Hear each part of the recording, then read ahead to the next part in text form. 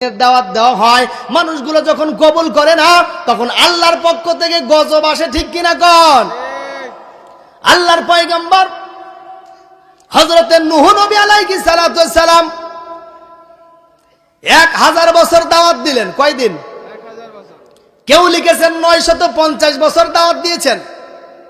মাত্র মুসলমান হয়েছে 80 জন। কয়জন? 80 জন। আরো জোরে কোন? 80 জন। দাওয়াত দিছে কয়দিন? 1000 বছর। 950 বছর দাওয়াত দেওয়ার পরে মুসলমান হয়েছে 80 জন।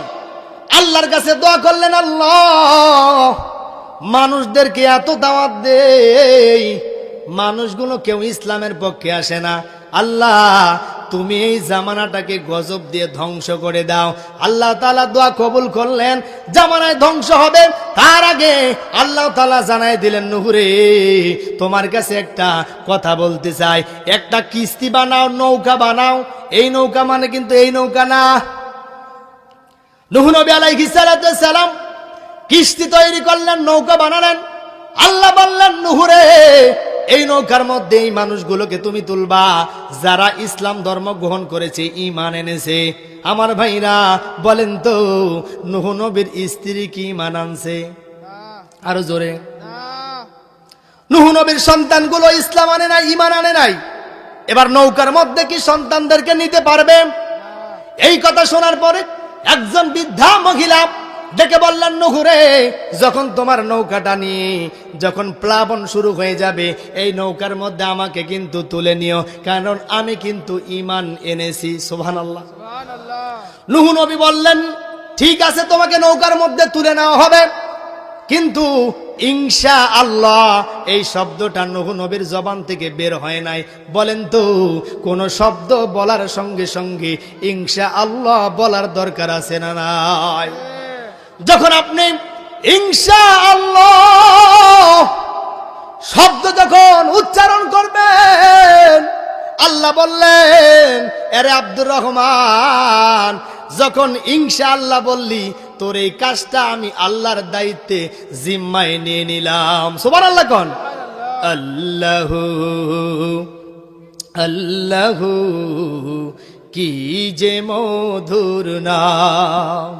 বলেন, আল্লাহু আল্লাহু কি যে মধুর নাম। ধরার তামাম মনি মুকুতায় পান্না হীরা সোনা দানায় হয় না তাহার দাম। আল্লাহু আল্লাহু কি যে মধুর নাম। আল্লাহু আকবার। আমার ভাইরা, কিন্তু নূহ নবী আলাইহিস সালাতু ওয়াস সালাম ইনশাআল্লাহ শব্দ বলতে ভুলে গেল। বিশাল প্লাবন শুরু হয়ে গেল, কিন্তু ওই যে বৃদ্ধা মহিলাকে নৌকায় তুলবে মুসা নবীর, নূহ নবীর কিন্তু মন থেকে হারায় গেছে। বলেন তো, হারায় দিয়েছেন কি? আল্লাহ। আর একটু জোরে কন। আল্লাহ। কারণ কি বলে নাই? ইনশাআল্লাহ। আরো জোরে। ইনশাআল্লাহ। ইনশাআল্লাহ শব্দ না বলার কারণে এবার প্লাবন শুরু হয়ে গেল। মুসা নবী আলাইহিস সালাতু ওয়াস সালাম, হযরতে নূহ নবী আলাইহিস সালাতু ওয়াস সালাম নৌকা নিয়ে রওনা হয়ে গেল। নৌকার মধ্যে অসংখ্য মানুষদেরকে তুলছে, কিন্তু বৃদ্ধ মহিলার কোনো খবর নাই। এবার যখন এলাকা পার হয়ে গেল, লন্ড ভন্ড হয়ে গেল, আর চিহ্ন পাওয়া গেল না। হযরতে নূহ নবী আলাইহিস সালাতু ওয়াস সালাম যখন প্লাবন শেষ হয়ে গেল, একটা ঘরের মধ্যে স্থান নিল। ওই জায়গায় আল্লাহর কাছে দোয়া করতেছে, আল্লাহ পাকের দরবারে হাত তুলে দোয়া করতেছে, মালিক তুমি আমার দোয়াটাকে কবুল করে নাও। আল্লাহ বলে, নূহ রে মুনাফিকের দোয়া আমি আল্লাহ কবুল করি না। আয় আল্লাহ, কেন তুমি আমাকে এই কথা বললা? আল্লাহ বললেন, নূহ রে তুই একদিন কথা দিয়েছিলি বৃদ্ধা একটা মহিলাকে নৌকার মধ্যে তুলে নিবি, পার করবি, কিন্তু নূহ রে তুই তো একা একাই বাঁচার জন্য চেষ্টা করলি, নৌকা নিয়ে চলে আসছো। ওই বৃদ্ধা মহিলার কিন্তু তোমার কোনো খবর নাই, ঠিক কিনা কন? আমার ভাইরা, হায়াত ছিল 1000 বছর, চলে গেছেন 950 বছর, বাকি থাকে কয় বছর? আরো জোরে। 50 বছরের হায়াত, কিন্তু যত দূর অতিক্রম করেছে শেষ পর্যন্ত আসতে আসতে মৃত্যুবরণ হয়ে যাইতে পারে, ঠিক কিনা কোন? কিন্তু আল্লাহ বললেন না, আমি আল্লাহর কাছে তওবা কবুল হবে যতক্ষণ পর্যন্ত যার সঙ্গে তোমার অন্যায় হয়েছে, জুলুম হয়েছে, সে যতক্ষণ পর্যন্ত তোমাকে মাফ না করবে, ঠিক কিনা কোন? মুসলমান ভাইরা রে আমার, নূহ নবী আলাইহিস সালাতু ওয়াস সালাম দৌড়ের উপরে দৌড় শুরু করলাম। বৃদ্ধা মহিলাকে যাইতে হবে, তার কাছে মাফ ক্ষমা চাইতে হবে। নূহ নবী আলাইহিস সালাতু ওয়াস সালাম একের পরে একাধিকবার দৌড়ের উপরে দৌড় শুরু করলো। বৃদ্ধ অবস্থায় কি দৌড়ানো যায়? জোরে বলেন।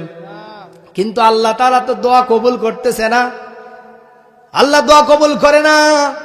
নূহ নবী আলাইহিস সালাতু ওয়াস সালাম অর্ধেক রাস্তার মধ্যে সিজদায় পড়ে যাইয়া আল্লাহ তাআলার কাছে জবান ছেড়ে দিয়ে বললেন, সুবহানা রাব্বিয়াল আ'লা। আল্লাহু আকবার। আল্লাহু আকবার। আল্লাহ তাআলা পথটাকে সহজ করে দিলেন, ছোট করে দিলেন।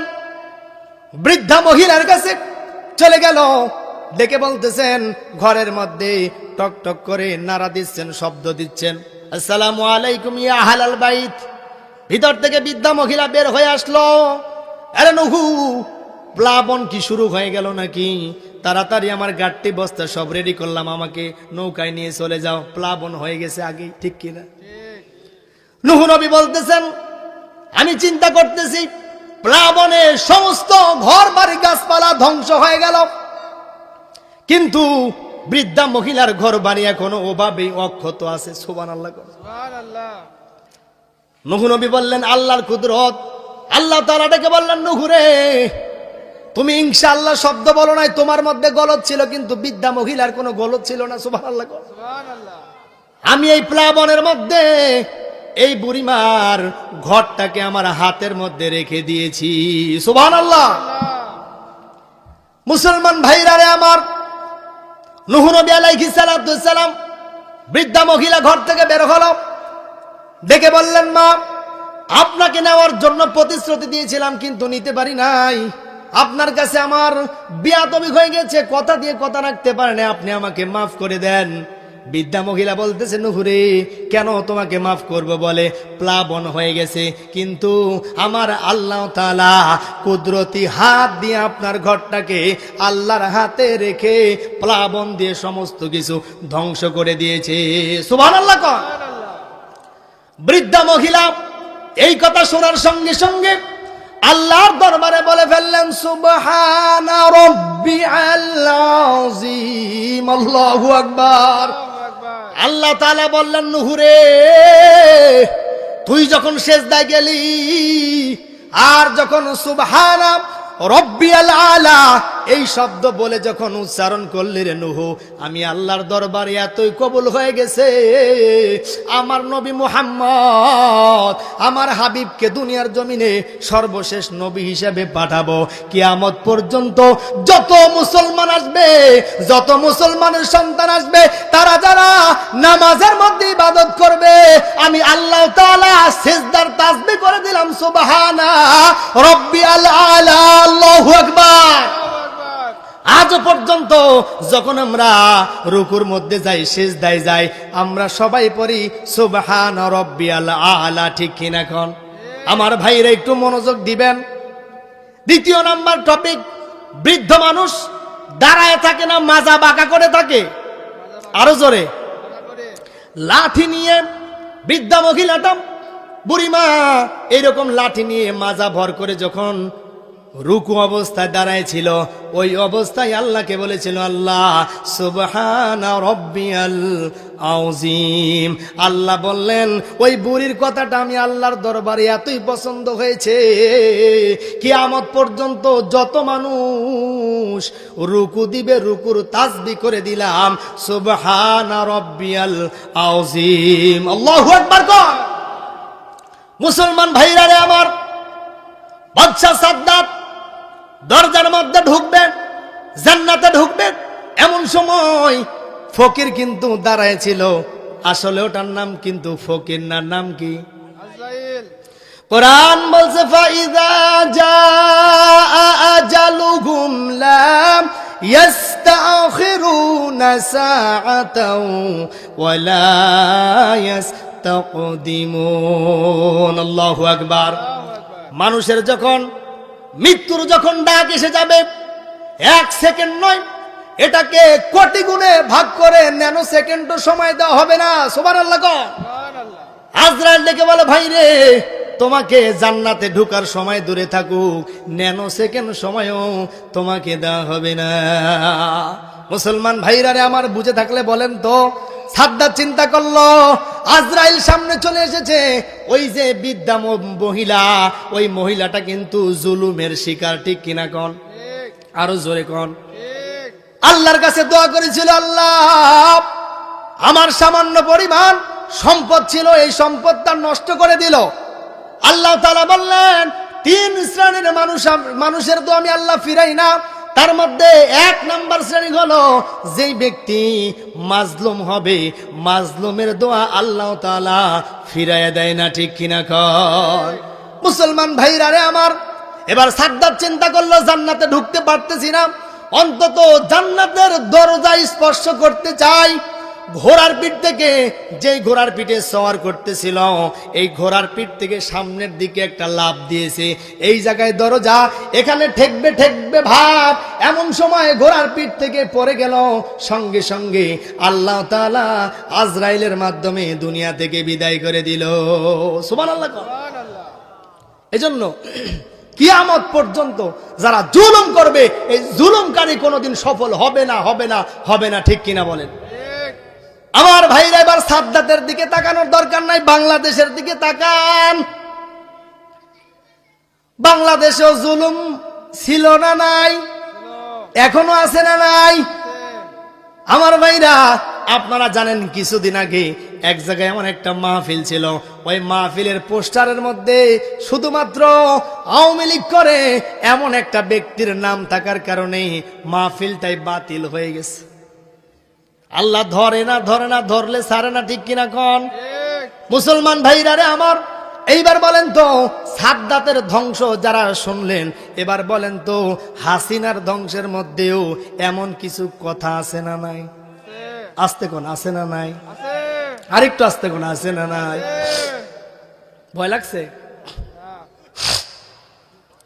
উলামায়ে কেরামদেরকে জেলখানায় ভরে রেখে, বন্দি করে রেখে, তাদের উপরে যে নির্যাতন করা হয়েছিল, বিশেষ করে কোরআনের পাখি আল্লামা দেলোয়ার হোসেন সাইদি সাহেবকে যে পরিমাণ নির্যাতন করা হয়েছে, ওয়াল্লাহি ওই বৃদ্ধা মহিলার কারণে যদি সাদ্দাতের ধ্বংস হয়ে যায়, আমি বলতে চাই, কোরআনের পাখিকে জেলখানায় বন্দী করে রেখে তার উপরে নির্যাতন অত্যাচার করার কারণে আল্লাহ তাআলা সাদ্দাতের মতো শেখ হাসিনাকে এমন পরিমাণ ধ্বংস করেছে, কিয়ামত পর্যন্ত ইতিহাসের পাতায় তার নাম লেখা থাকবে। কথা বলেন ঠিক কিনা? এখান থেকে শিক্ষা নেন। এখনো যারা জুলুমের স্টিম রুলার চাপাইতে চাচ্ছেন, শিক্ষা নেন। 16 বছর ক্ষমতায় ছিল, এরপরও টিকতে পারে?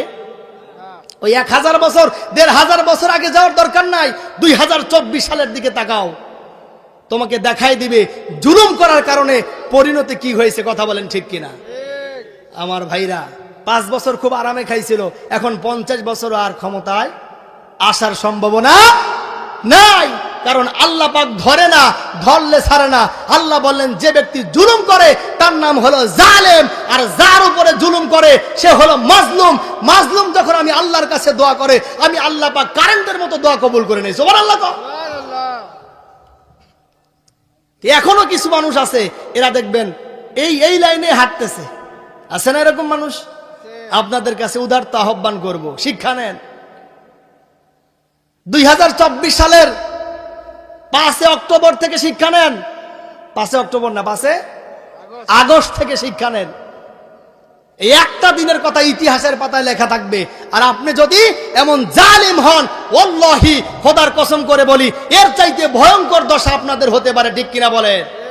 আমার ভাইরা, যেটা বুঝাইতে চাচ্ছিলাম, সময় সংক্ষিপ্ত, এজন্য আপনাদেরকে এতটুকুন শব্দ আমি বুঝাইতে চাচ্ছি, কেউ যে যেখানে আমরা আছি না কেন এখান থেকে কেউ জুলুম করব না। কারণ আপনি পরিবারের হেড, আপনি যদি পরিবারের উপর জুলুম করেন আপনি হবে জালেম, আর যাদের উপরে জুলুম করবেন তারা হবে মাজলুম। হতে পারে কোনো কথার কারণে, আপনার কথার কারণে কষ্ট পেয়ে দোয়া করলো, আল্লাহ তাআলা কবুল করে নেবে, ঠিক কিনা বলেন? ঠিক।